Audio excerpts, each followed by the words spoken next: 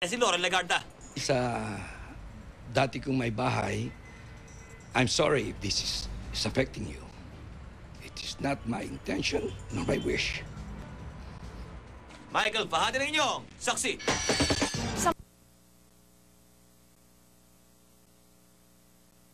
Sa halip na homicide, ayon kay Henry Capella, ang legal counsel ni Leviste, wala daw basihan ang rekomendasyon ng prosekusyon batay na rin sa isinagawang reinvestigation sa pamamaslang kay Rafael de las Alas. Iginiit ni Capella na self-defense lang daw ang naganap dahil inunahan lamang daw ng dating gobernador ang biktima makaraan ang mainitang pagtatalo ng dalawa. Narindigan naman si Velasco na may 3 elemento silang nakita sa reinvestigation ng pagpaslang kay de las Alas. Kabilang dito ang anggulong treachery, evidence of premeditation at cruelty ng akusado.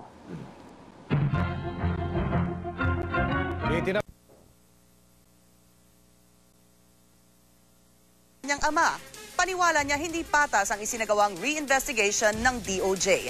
Narito ang report. Si Tony Leviste ay bunso sa 3 anak ni dating gobernador Antonio Leviste. Sanay humarap sa camera si Tony. Isa siyang Olympian, ilang ulit nang nanalo ng medalya para sa Pilipinas at isa ring commercial model. Pero nang makaharap namin siya kanina, isang malungkot at ninenervyos na Tony ang aming nakita. Dad, don't be afraid. You always told me bago ako sumabak sa laban, tapangan ko yung sarili ko. You're not alone in this fight, Dad. Aminado si dating gobernador Antonio Leviste na siya ang pumatay kay Rafael de las Alas noong Enero 12. Depensa ng kanyang ama, self-defense kaya't napatay niya si de las Alas. Hindi sang-ayon si Tony sa naganap na reinvestigation kamakailan sa kaso ng kanyang ama. Anya, hindi naging patas ang labanan. May kinikilingan si Prosecutor Velasco sa paglilitis niya sa kaso ng daddy ko. Unang-una, sobra niyang minadali yung reinvestigation niya. Bago pa siya nag-reinvestigate,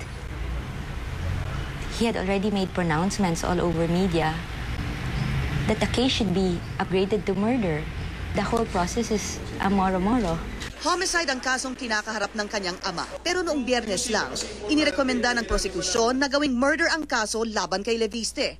Kung tanggapin ito ng korte, kulong ang bagsak ng kanyang ama. My dad's not going to run away from it. We are not running away from it. We're going to face it and hope and pray for a fair and speedy trial. Paliwanag ni Tony, hindi na bata ang kanyang ama at hindi na niya matatanggap na makulong pa ito sa kanyang mga huling araw. I'm not accepting that the last 3 years, if so, would be spent in jail because I believe in the truth and I will not lose faith. Dagdag ni Tony, kapwa-pamilya ay patuloy na nagdurusa. To Dina and her family, I'm so sorry that you lost your father.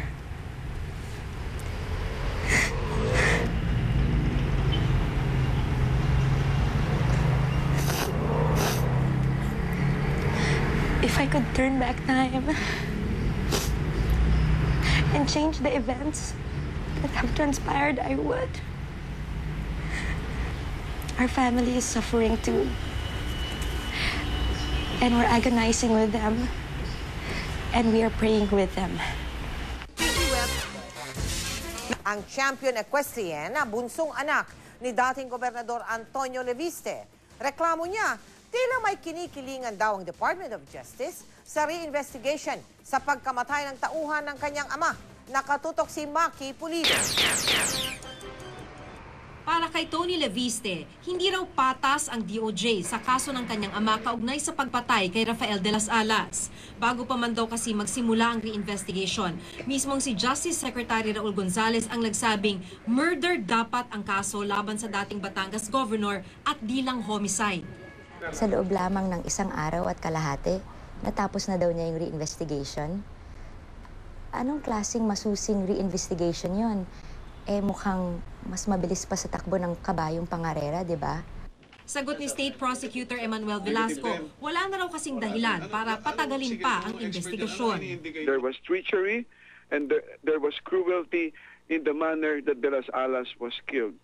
And it cannot be refuted anymore, with or without the pronouncement of Secretary Gonzales. Sa ngayon, nagpapakatatag daw si Tony at kanyang mga kapatid para sa kanilang ama. Si Tony ang pambato ng Pilipinas sa World Cup Show Jumping League sa Bahrain, ang unang di-Arabo na naimbitahang lumahok. Just want to tell my dad not to be afraid, not to lose faith, that in the end, the truth shall set him free. And in the end of it all, that he should know that we're never going to be ashamed to say that we are our father's daughters. May mensahe rin si Tony sa anak ni De Las Alas. Ang nangyari ay isang napakalaking trahedya para sa aming lahat.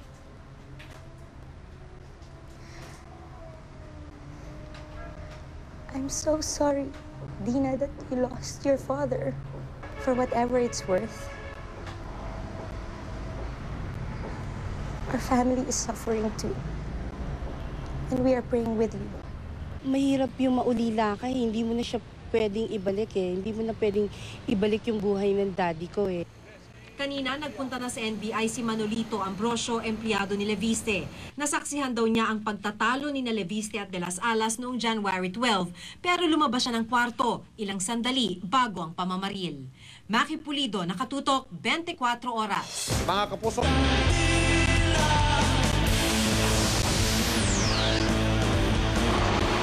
ng kanyang ama. Mistulang moro-moro raw kasi ang ginawang re-investigation ng DOJ sa kaso. Ay ulat si Pinky Webb.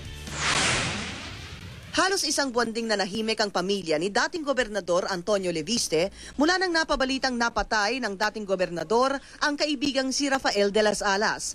Ngayon, di na napigilan ng anak ni Leviste na ipahiwatig ang kanyang pagkadismaya sa takbo ng kaso.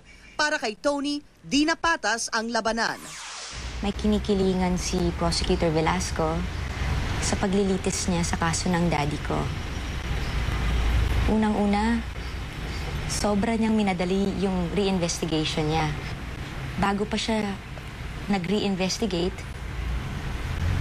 he had already made pronouncements all over media that the case should be upgraded to murder. The whole process is a moro-moro. Sa halip na homicide, inirekomenda ng prosekusyon na gawing murder ang kaso laban kay Leviste. Kung tanggapin ito ng korte, kulong ang bagsak ni Leviste. I'm not accepting that the last 3 years, if so, would be spent in jail because I believe in the truth and I will not lose faith. Panalangin ni Tony, malampasan na nila ang pagsubok na kinakaharap nila. Dad, don't be afraid. You always told me, bago ako sumabak sa laban, tapangan kong sarili ko. You're not alone in this fight, Dad. Di rin niya napigilang humingi ng dispensa sa pamilya ng biktima. To Dina and her family, I'm so sorry that you lost your father.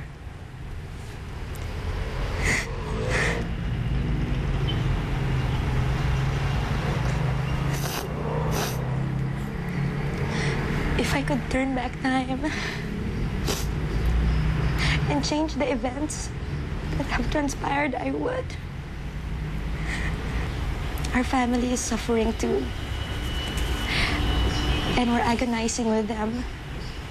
And we are praying with them. Para sa Bandila, Pinky Webb,